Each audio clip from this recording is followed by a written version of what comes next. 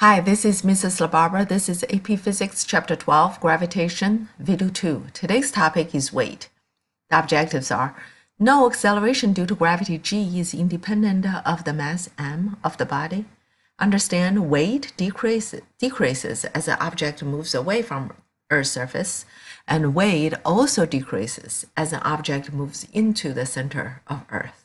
Be able to relate weight of an object to the general expression for gravitational force.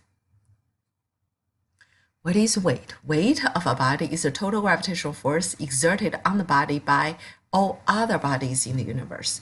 So when the body is near the surface of the Earth, we can neglect all other gravitational force and consider the weight as just the Earth's gravitational attraction. At the surface of the moon, we consider a body's weight to be the gravitational attraction of the moon, and so on, because all the other normal object, the weight is very, very small. Now the weight and the gravitational acceleration on Earth. So weight equals to Fg, that's the general expression is gravitational constant times the mass of the Earth times the mass of the object divided by the distance between Earth's center to the object, that distance squared. W also equals to mg. So we set the two equations equals to each other. We can derive the expression for g, gravitational acceleration, equals to gravitational constant times the mass of the Earth over re squared. The acceleration g due to gravity is independent of mass of the body because that mass does not appear in this equation. So this equation also allows us to calculate the mass of the Earth because we can measure gravitational constant, lowercase g, and the radius re. So we can determine the mass of the Earth is 5.98 times 10 to the 24 kilograms. Now we have learned this in regions that weight decreases as you move away from Earth. So this is the inverse square law. So as an astronaut who weighs 700 newtons at the Earth's surface, right over here, moves away, will have less gravitational attraction when the astronaut is above the surface. The relevant distance r, again, is from the astronaut to the center of the Earth, from here, the center of the Earth, not from the surface of the Earth. Now let's consider if we go into the Earth, what happens? If we drill a hole toward the center of the Earth, the force actually decreases rather than increasing as 1 over r squared. This is because when you go inside Earth, the only mass that attracts you is inside Earth. Only this part of the Earth's mass is attracting you. The outside of the Earth does not attract you anymore. We can prove this later, but now you just have to take my word. Only the inside of the mass attracting you, outside does not attract you anymore. So if we assume the density of the Earth is uniform, if we assume that, let's see what happens to that force. So the force equals g me times m over r squared. This me is only the mass of this part inside Earth that's attracting you. R is from the center of the Earth to where you stand. So how do I figure out me? Me is density of the Earth times volume of the Earth that's inside you. The density is total me divided by total volume times the volume that's inside this part of the mass.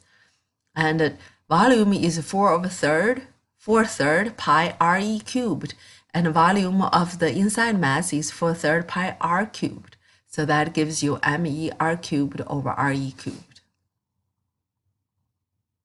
Now we substitute this me into this expression Fg. So what we get is Fg is directly proportional to r. So if we assume the density of the Earth is uniform, the gravity on a particle with mass m inside Earth is directly proportional to r. So if you have to draw a graph, outside is inverse squared, but inside is direct relationship. That means when you go into the Earth, your Fg actually is decreasing. At this point, your Fg is right over here, which is actually whatever, this is about 300 newtons. If on Earth's surface, your weight is about 700 newtons as you go in, at this point, it's about 300 newtons. Density of the Earth, however, is not uniform. Actually, it's changing, it's increasing as you go inside.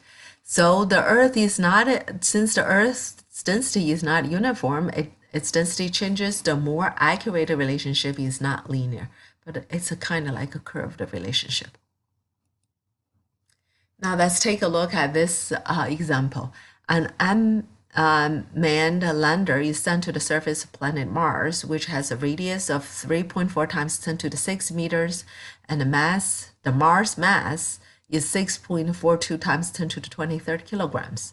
So the Earth weight of Mars lander is 3,920 newtons. Calculate its weight Fg and acceleration gm due to gravity of Mars at 6 times 10 to the 6 meters above the surface of Mars and at the surface of Mars. So let's take a look at above the Mars. We have to find R. Remember, the distance R is from the center of the Mars. So we have to calculate, we have to add 6 times 10 to the 3.4 times 10 to the 6 plus 6 times 10 to the 6. So this is distance R. Another thing we have to figure out before is the mass of Mars lander. Mass equals to, since we know the weight on Earth, so we can use this equation to find the mass of Mars lander, which is 400 kilograms. Once you know R, you know the mass of Mars lander, and you know the mass of Mars, you can use this equation to find gravity at 6 times 10 to the 6 meters above the surface, which is 194 newtons. As you can see, it's kind of very light. And its gravitational acceleration at that distance is Fg divided by m, which is only 0.48 meters per second squared. On the surface of Mars, you can plug the same thing in. The only difference is the distance from the center is just the radius of Mars. So that is 1,500 newtons. As you can see, as you move away, your gravity decreases. And the gravitational acceleration on the surface of Mars is 3.7 meters per second squared. So this is one way to calculate. Another way is to use the relationships. So we know Fg equals to gmem over r squared. The top is constant, so Fg times r squared has to be constant. So Fg2 times r2 squared has to be equals to Fg1 times r1 squared. So from that relationship, we can find the Fg2, which just directly proportional to Fg at 1 and divided times r1 squared divided by r2 squared. We also have the same thing, 1,500 newtons. Similarly, G have the same relationship. So G1 r1 squared equals G2 r2 squared.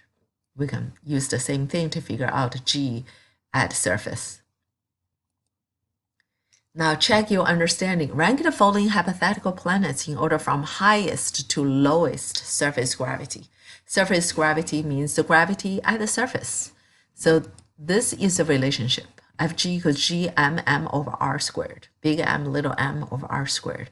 So if the mass is 2 times the mass of the Earth, so this becomes 2, and the radius is 2 times the radius, so this becomes 2 squared times Fg on E is 2 over 2 squared times gravity on Earth. So this is all gravity compared to the gravity on Earth, right? So that's 1/2. Do the same thing for the second one, 4 over 4 squared. And this is 4 over 2 squared. And last one is 2 over 4 squared. So from here, you can see the biggest one is 3, 1, 2, and 4. That's it for today. Thanks for watching. See you next time.